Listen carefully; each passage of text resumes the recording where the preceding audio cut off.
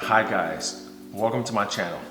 So on this channel we talk about real estate investment, and financial news. So let's get into it. So this article is from the New York Post, which titles, "I moved into my work cubicle to get free rent, but got busted and fired." So I have to admit, so when I first saw this video and I thought to myself, why would what's going on?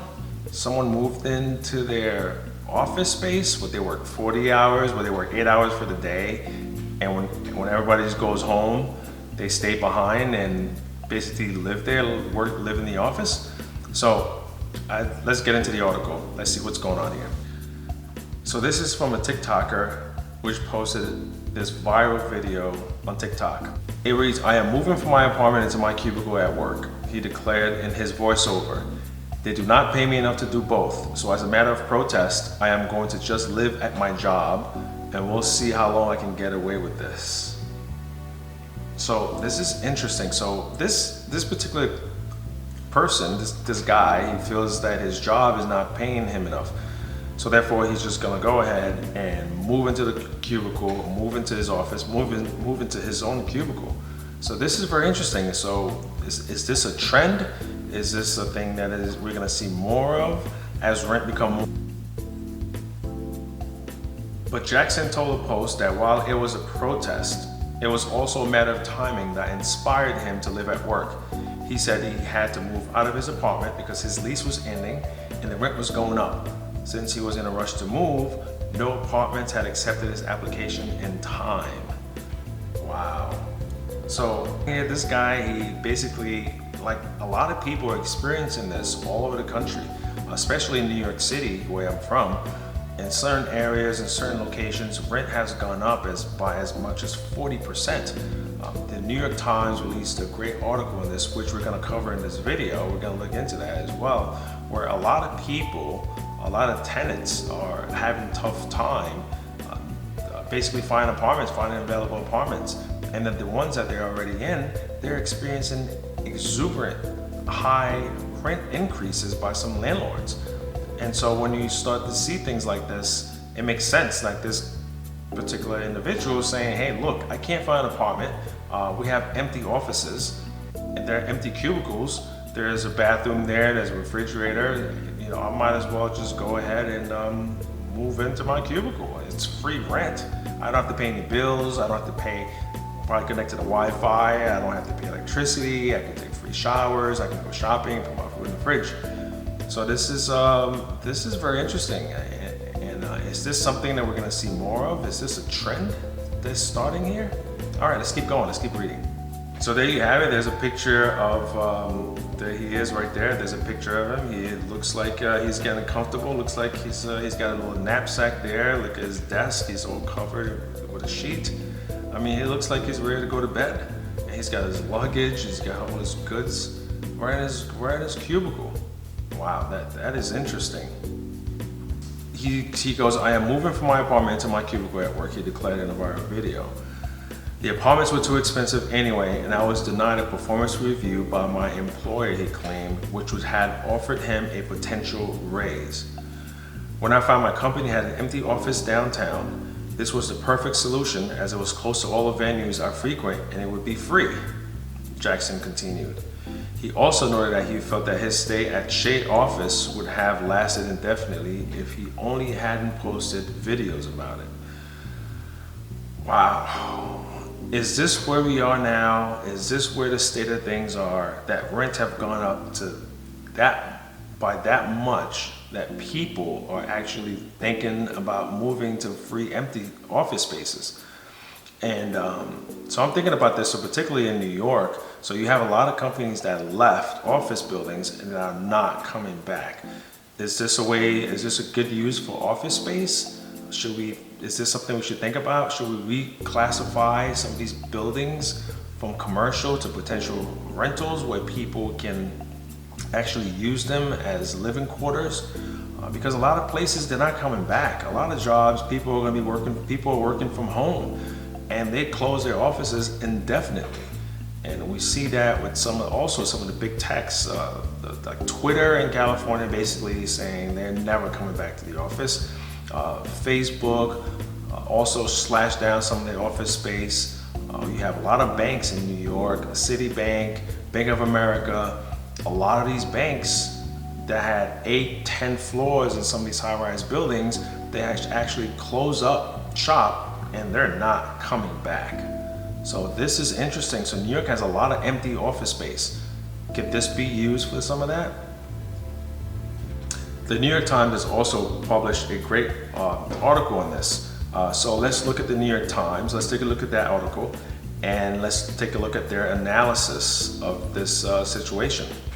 So the New York Times article reads, rents are roaring back in New York City. While rents plunged at the start of the pandemic, they are now surging, and the increase is double the national rate, amplifying the city's affordability crisis. New York now has lifted most of their mandates. You don't have to show vaccine cards or wear a mask in most places. Recently, the Mayor Adams, has signed an executive order allowing sports venues, particularly one particular player by the Brooklyn Nets, to be able to play at the Garden and without being vaccinated or having to show proof of vaccine. So as New York is slowly coming back and lifting a lot of its restrictions, we're starting to see people coming back to the city. The city's starting to come back alive a little bit. There's a little bit of pressure on available apartments for people, and that is causing rents to skyrocket. Gabby Freed, an actor and comedy writer, had lived in New York City for 10 years and had never been able to afford her own place. Then last February, she found a one-bedroom apartment she liked on the Upper West Side at $19.45 per month. It was tantalizingly close to her price range. She moved in. Ms. Freed, 27, knew that a pandemic rebound was driving up housing costs and expected her rent would increase when her lease ended at the end of March. But when she had an absolute breakdown because I absolutely cannot afford that, she said, she is moving out. See landlords in 2021, a lot of them lowered rents to entice tenants to move into their units or to stay. Now that the city's opening up again and everything is starting to go back to normal slowly, we're seeing these kind of things are happening. I mean, $800, that is a lot. I mean, is this landlord taking advantage? Yes, to me, from this perspective, from reading this, that's what it sounds like to me. That is unbelievable amount to raise the rent. Down of urban economies after the pandemic swept in 2 years ago. Rent in New York and several other major American cities plunged as fear of the virus and the lockdown of urban economies prompted waves of people to leave. But with the virus receding and a sense of normal life slowly returning, many big cities are regaining their appeal, helping fuel a nationwide surge in housing costs and pushing some residents out of homes they can no longer afford. So in this particular instance, if you're in a situation where your landlord has raised your rent to that amount of money, your best bet is try to negotiate with them. Write them a letter. In some instances, in some cases, tenants have been able to negotiate with their landlords to reduce the rent increases. Typically, landlords, for loan-paying tenants, especially if you've been a good tenant, you pay on time. For the most part, most landlords would work with tenants into reducing the rent, or reducing the increase, I should say. Let's continue.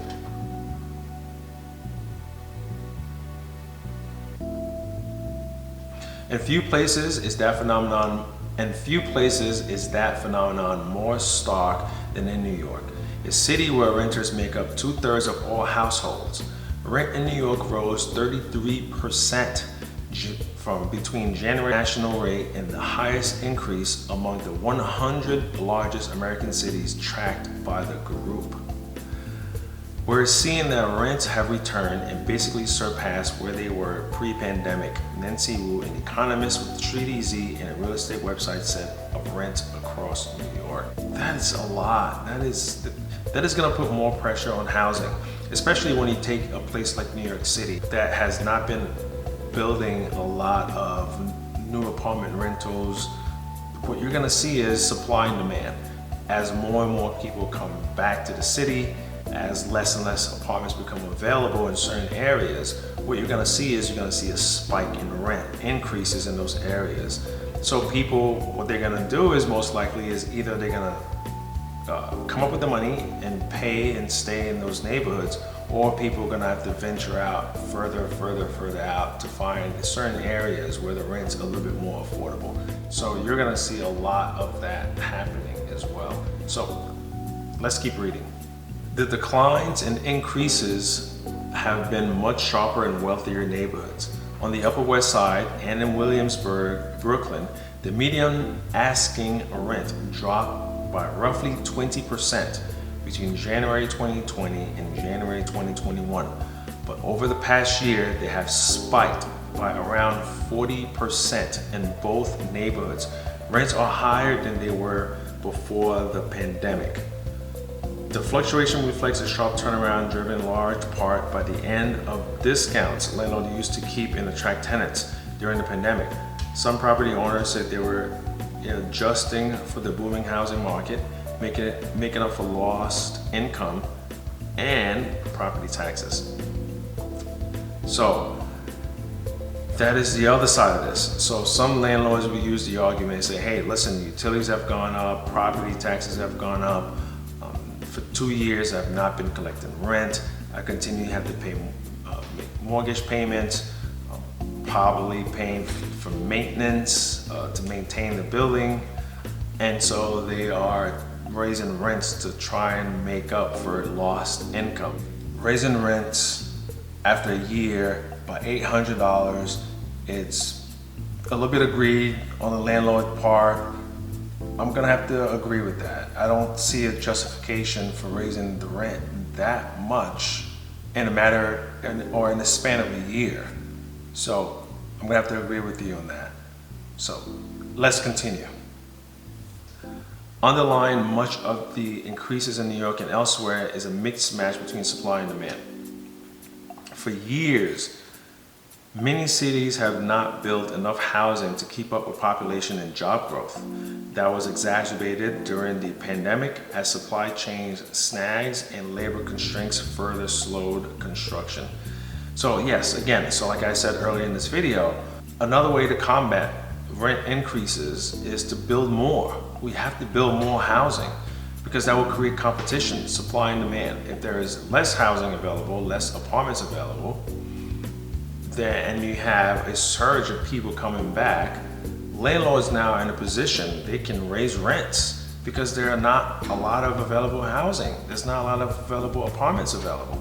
So another way to combat that, cities, it's not just New York, many other cities have not been keeping up pace with a surge of workers and people who live in the city and building more apartment housing for those people. So therefore, the available supply that is there is not enough, and that is causing these huge spikes in rents.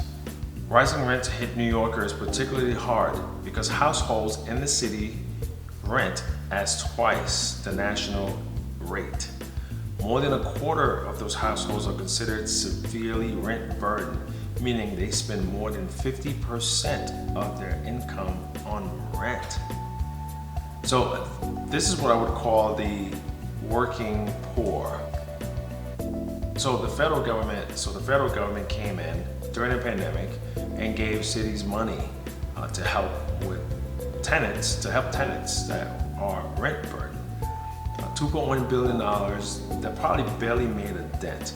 So now we can speculate that this money was mismanaged by city officials, or it was barely enough to actually help tenants who were rent burdened, or tenants who just needed assistance. So now it's leaving a lot of people, causing a lot of rent and insecurities. Let's keep going. Ann Korkak, a member of the Small Property Owners of New York, a landlord group whose family owns 2 properties on the Upper West Side, says she provided a discount to some of her tenants. In one case, she dropped the rent 17% and said she plans to raise it again by at least 17% when the lease is up this year. Ms. Korshak declined to provide specific dollar amounts. I gave her flexibility, and I had the benefit of a reliable tenant. Even though I was collecting less rent, she said, now I'm at the point where I need to kind of get back to the real world. So this particular landlord, this particular landlord is a smart landlord to retain their tenant and to actually work with them and not necessarily price gouge them. Now, are there greedy, bad landlords out there? Yes, of course, definitely, there is that. Are there bad tenants? Yes, there is that as well. But I think for the majority, for the most part, most tenants are good, and so are some of the landlords are also pretty good as well. So this is the dynamic you're seeing. So some landlords work with their tenants, and a smart landlord is going to want to keep a good tenant, especially if you pay on time, you don't give any problems. A lot of times landlords and management companies are probably more likely to work with you. And so let me know what you think of this video.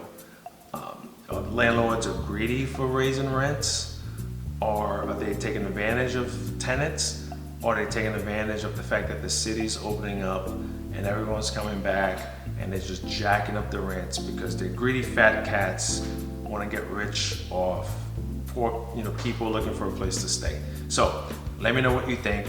Leave a comment, hit the like button. Thank you.